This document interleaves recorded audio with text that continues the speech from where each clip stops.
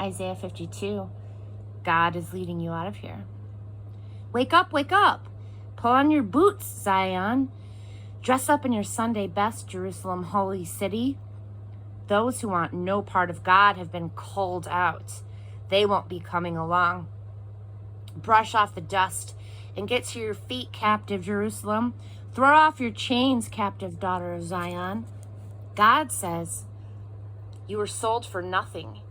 You're being bought back for nothing.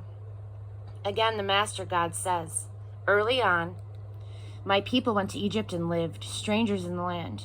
At the other end, Assyria oppressed them. And now, what have I here? This is God's decree. My people are hauled off again for no reason at all, tyrants on the warpath, whooping it up, and day after day, incessantly, my reputation blackened. Now it's time that my people know who I am, what I'm made of. Yes, that I have something to say. Here I am. How beautiful on the mountains are the feet of the messenger bringing good news, breaking the news that all is well, proclaiming good times, announcing salvation, telling Zion, your God reigns. Voices, listen. Your scouts are shouting, thunderclap shouts, shouting in joyful unison. They see it with their own eyes, God coming back to Zion. Break into song, boom it out, ruins of Jerusalem. God has comforted his people. He's redeemed Jerusalem. God has rolled up his sleeves.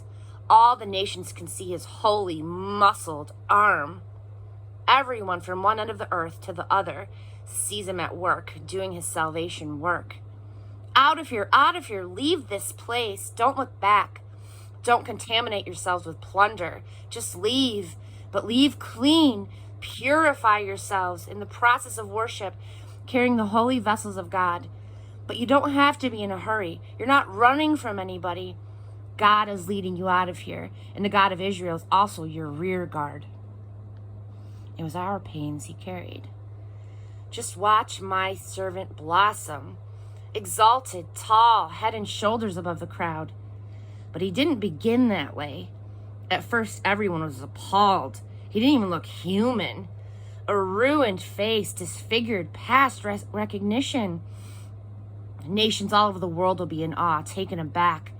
Kings shocked into silence when they see him. For what was unheard of, they'll see with their own eyes. What was unthinkable, they'll have right before them. 53. Who believes what we've heard or seen?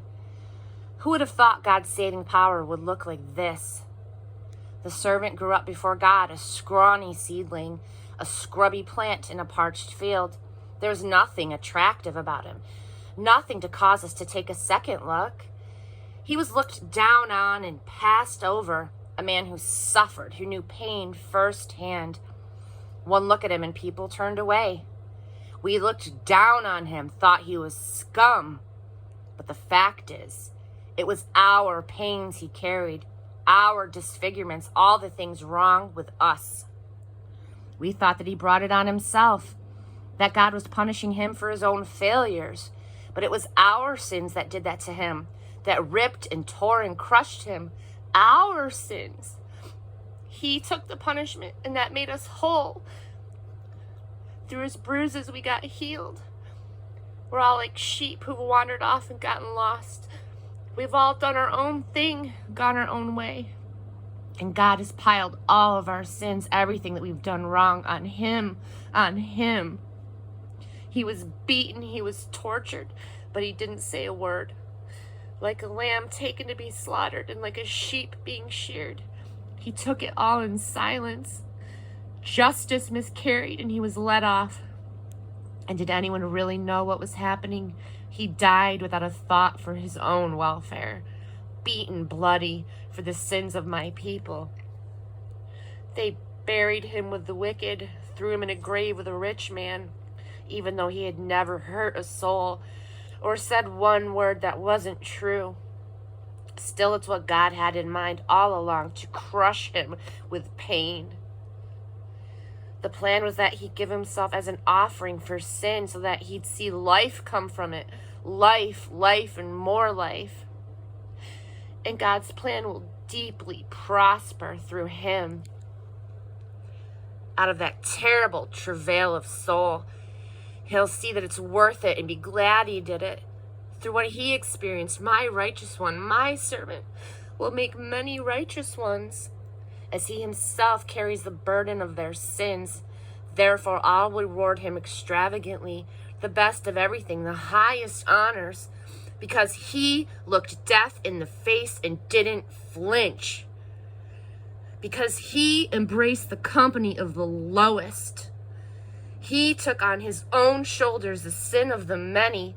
He took up the cause of all the black sheep.